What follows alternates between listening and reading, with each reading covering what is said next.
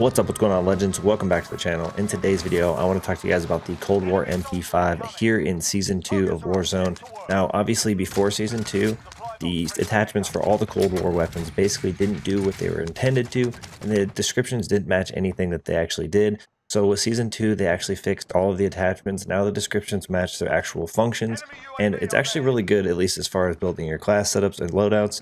So today I want to talk to you guys obviously about the MP5. So ever since they did all of these changes, these setups have basically changed. So what you were running in Season 1 is not necessarily functionable in Season 2. However, I do want to say this MP5 loadout I'm going to be sharing with you guys today dominates, and it is very comparable to the MAC-10 that everyone out there is using. So I think a lot of people are just overlooking this Cold War MP5 here in Season 2 especially. You guys should definitely go out there and give it a chance. It's nice to have some variety. It's nice to have a secondary option other than the MAC-10. I mean, maybe you guys only want to use one weapon, but I know I like variety, so I'm going to share with you guys this loadout or class setup today. Now, I do want to talk to you guys a little bit about how this compares to the MAC-10, just so you guys get a little bit of an idea of how well it does compare. But before we jump into the rest of the video, if you guys do enjoy this content at any time or find this video helpful in any way, make sure you guys show your support for the channel by going down below and smashing that like button. Let's go ahead and throw an easy goal of 30 likes on today's video, as well as if you guys would like to find your way back to the channel for more Call of Duty content, make sure you guys do hit that subscribe button alongside that notification bell so we don't miss you in future videos. Alright, so like I said, a little bit of a comparison before we jump into the best loadout or class setup with the MP5 from Cold War. Let's go ahead and, like I said, compare it to the MAC-10 a little bit. So a couple of things I just want to touch on. Essentially, there's a faster sprint to fire time, faster tactical sprint to fire time, faster movement speed, faster ADS move speed, better vertical recoil control with the MP5 I'm going to be sharing with you guys today. There's also better bullet velocity, but not by a ton, so I didn't figure it's really worth mentioning. And the magazine sizes are very close, with the magazine on the MAC-10 being 53 and the MP5 being 50. Now the reload time is slightly better with the MAC-10. The ADS speed is just a little bit faster with the MAC-10, but I think there's enough balance and enough good coming out of this, MP5 I'm sharing with you guys today, that it does compare really well to the MAC-10 that we all know and love.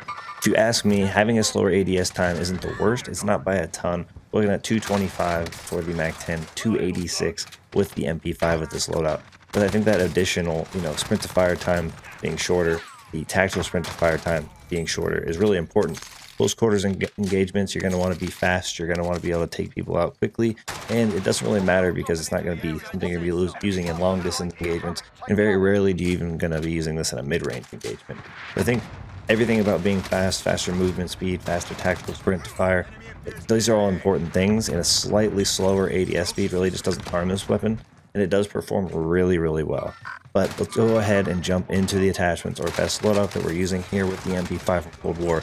You guys know exactly what you guys should be using. I'm telling you, it's going to be worth it, so make sure you guys do give this a shot. Alright, so let's go ahead and jump into the attachments we're using on our Cold War MP5 that just makes this thing so dominant. So for the muzzle, we're using that SOCOM Eliminator. It's going to help us control our vertical recoil as well as our aiming stability. Now, it is going to harm us a little bit on our horizontal recoil control, but we're going to make up for that in a future attachment that we're going to discuss. For our barrel, and probably one of the most important attachments for this loadout, is the 9.5-inch reinforced heavy. It's going to increase our bullet velocity by like 59%, I believe, and then overall it's going to help our damage range, I believe, by 10%. So the fact that it has the combination of, obviously damage range and bullet velocity increase, it makes this probably the best barrel you guys would ever want to be choosing here for your MP5 loadout. For our stock, we're running that Raider stock, increasing ADS fire move speed, increasing aim walking movement speed, as well as our sprint to fire time. This is, obviously an SMG, it's close quarters engagements. We want our sprint to fire time to be fast. We want our ADS to be as good as we can get it. We just want this thing to dominate in close quarters. For ammunition, we're running the Salvo 50 round fast mag. Now, obviously with a weapon like this, you're going to want to have a longer magazine. Now, the ADS time isn't really, a huge deal with this thing, so it's definitely worth having the 50 round magazine, so that you can overall just take out as many people as possible, avoid having to reload, just kind of utilize this weapon to the best of its ability. Now, the last attachment that we're running on our MP5 is going to be the SFAR speed grip. It's going to help us increase movement with our sprinting move speed, as well as help us with that horizontal recoil control. Now, as we talked about in an earlier attachment, we kind of took away from that, so it's good to kind of help balance it out. So by increasing that horizontal recoil control, having that increased vertical recoil control, we have pretty much low recoil, almost no recoil with this weapon, making it really easy to use.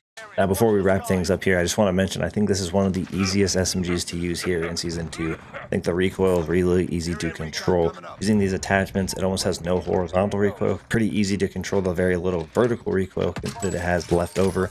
And I think overall, it just really dominates in close quarters engagements. I think you guys should definitely go out there and give it a shot.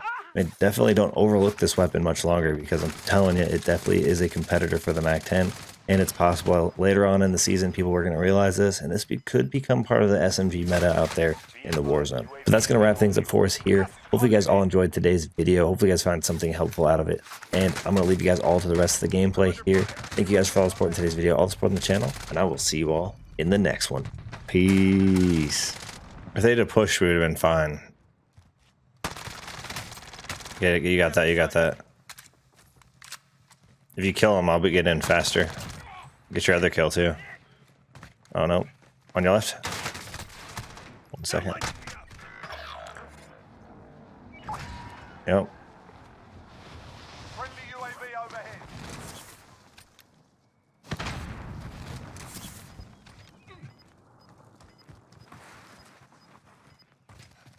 Above me.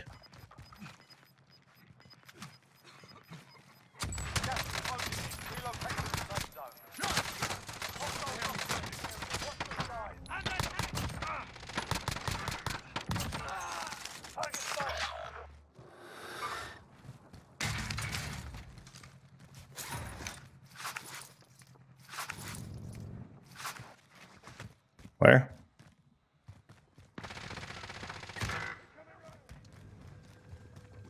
Get to cover.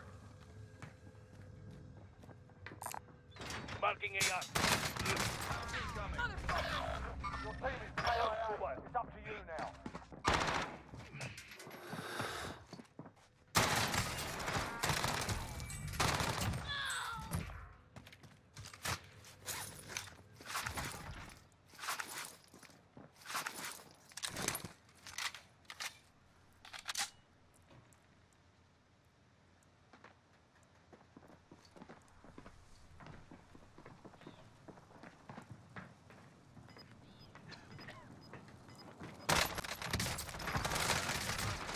Come on.